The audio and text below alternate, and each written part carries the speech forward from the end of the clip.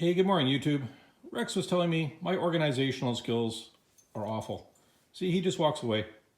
Anyways, I have this cabinet I built years ago for holding my oscillating belt sander. Hey, it works great, but I realized there was nothing there. So I thought, well, what can I throw in there? Number one is I have my pocket hole jig. All I did was attach my K3 onto a sheet of plywood, made some appropriately thicknessed little blocks that allow me to, support wider panels. And so I realized it was a bit too wide, so I just cut off the ends, use them as slides. That works good. I now have my yet to be used or trialed or worked on Porter cable dovetail jig.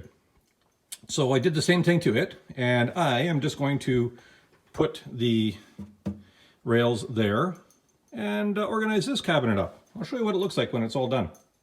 Oh, there's also a panel on the bottom already. I used to have a small compressor I stored on there, but no need for that anymore. I also then stored stuff like great big buckets of nails.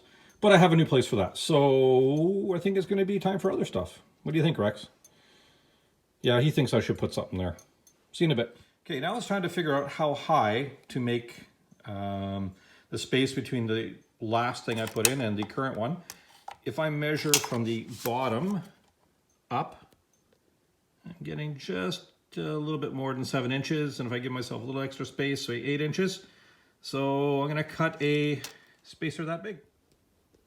Okay, so I didn't have a piece of wood that would work, and instead of cutting another one, I used this one, which is 7 inches.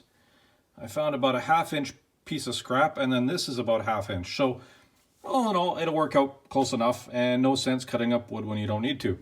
I just measured back 1.5 inches, or 2 inches actually, from the front edge for where the cleats will start, so that everything will slide in and all the knobs and bumps and everything can be tucked out of the way. So pre-drilling the holes and countersinking works great with 1.25 inch screws. That way we don't go through the other side of the carcass.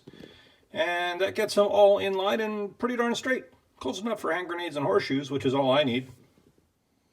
Well, Rex is much happier with this little organizing job.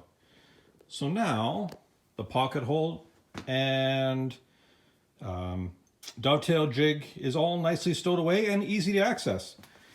Now, not drawer slides, but it pulls out good enough for me for as often as I'm going to use it. And same thing with the Porter cable dovetail jig.